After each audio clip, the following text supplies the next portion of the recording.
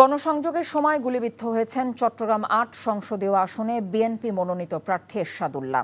তাৎক্ষণিকভাবে তাকে ভর্তি করা হয়েছে স্থানীয় একটি হাসপাতালে। তবে তিনি শঙ্কামুক্ত বলে জানিয়েছেন চিকিৎসকরা। এই ঘটনায় নিন্দা জানিয়েছেন বিএনপি মহাসচিব মির্জা ফখরুল ইসলাম আলমগীর। দোষীদের দ্রুত আইনের আওতায় আনার দাবি জানিয়েছেন তিনি। স্থানীয় বিএনপি নেতারা জানিয়েছেন, চট্টগ্রামের চান্দগাঁও বোয়ালখালী এলাকা নিয়ে গঠিত সংসদীয় আসনে মনোনয়ন পেয়ে বিকেলে পাঁচলাইশের হামজারবাগ এলাকায় গণসংযোগ করছিলেন।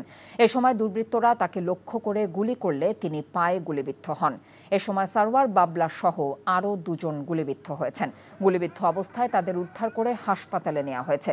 বাইজিদ বোস্তামি থানার ওসি মোহাম্মদ জসিম উদ্দিন জানিয়েছেন, নির্বাচনী প্রচারণায় অংশ নিয়েছিলেন এরশাদুল্লাহ। তবে কে বা কারা তাকে গুলি করেছে এ বিষয়ে কিছু জানাতে পারেনি পুলিশ। এরশাদুল্লাহ দীর্ঘদিন ধরে চট্টগ্রাম বিএনপির রাজনীতির সঙ্গে জড়িত। তিনি বর্তমানে মহানগর বিএনপির আহ্বায়ক পদে রয়েছেন। দর্শক, চট্টগ্রামে গণসংযোগকালে গুলিবিদ্ধ হয়েছেন বিএনপি প্রার্থী এরশাদুল্লাহ। এ বিষয়ে বিস্তারিত জানাতে আমাদের সাথে সরাসরি যোগ দিচ্ছেন সিনিয়র করেসপন্ডেন্ট আরিচ আহমেদ।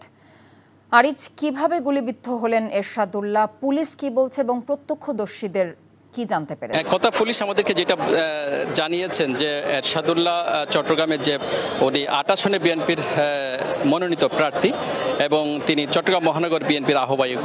তিনি আজকে বিকেলে চট্টগ্রামের যে পাঁচলাইশ সাইলদাতলি এলাকা, তিনি সেখানে গণসংযোগে বেরিয়েছেন এবং সেখানে বেশ কিছু সামাজিক অনুষ্ঠান আছে এবং মাগরিবের নামাজের পরে তিনি যখন মসজিদ থেকে বের হলেন তখন এই দুর্বৃত্তরা তার পাশে থাকা একজন সরোয়ারকে লক্ষ্য করে গুলি করে এবং এই সময় এরশাদুল্লাহ সহ ৩ জন আহত হয়। এর মধ্যে যাকে লক্ষ্য করে গুলি করা হয়েছে তিনি গত ৮ আগস্টের পরে তিনি জেল থেকে বের হয়ে এসেছেন এবং ১ মাস আগে তিনি সামাজিকভাবে এবং থানা পুলিশকে দরখাস্ত দিয়ে তিনি ভালো হয়ে গেছেন। তিনি একটি সশস্ত্র সংগঠনের সাথে ছিলেন এমনটিও জানিয়েছেন আমাদেরকে এবং তিনি দীর্ঘদিন কারাভোগ করছিলেন। তাকে লক্ষ্য করে আসলে গুলি করা হয়েছিল এবং তার সাথে থাকা আরও একজন আহত হয়েছে, সরোয়ার এবং শান্ত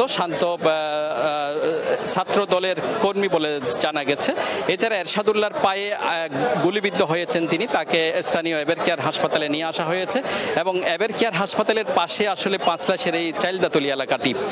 আপনি জানেন যে গত কয়েকদিন আগে যে বিএনপির প্রার্থীদের মনোনয়ন দেওয়া হয়েছে এবং সেখানে বোয়ালখালী, চান্দগাঁও এবং বাইজিদ এলাকার যে অংশটি সেটি চট্টগ্রাম ৮ আসন এবং এই ৮ আসনে বিএনপির পক্ষ থেকে মনোনয়ন দেওয়া হয়েছে চট্টগ্রাম মহানগর বিএনপির আহ্বায়ক এরশাদুল্লাহকে এবং তিনি মাগরিবের নামাজের পরে আরও কয়েকটি সামাজিক এবং রাজনৈতিক অনুষ্ঠান ছিল এবং এটি নির্বাচনী এলাকা হিসেবে তিনি সেখানে প্রচারণা চালাচ্ছেন এমনটি জানিয়েছেন আমাদেরকে বাইজিদ থানা পুলিশ।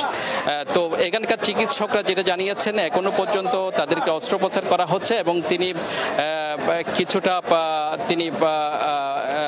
শঙ্কামুক্ত এমনটি বলেছেন। তবে তার সাথে থাকা যে সরওয়ার কামাল শান্ত এবং আরও একজন, তারা মোট 2 জন, তাদের অবস্থা আসলে আশঙ্কাজনক এমনটি জানিয়েছেন চিকিৎসকরা। তবে আমরা যেটা দেখেছি যে অনন্য আবাসিক এলাকার এই এবেরকেয়ার হাসপাতালটি চট্টগ্রামের একটি বড় বেসরকারি হাসপাতাল। এখানে এই খবর ছড়িয়ে পড়ার পরে বিপুল সংখ্যক নেতা কর্মী এখানে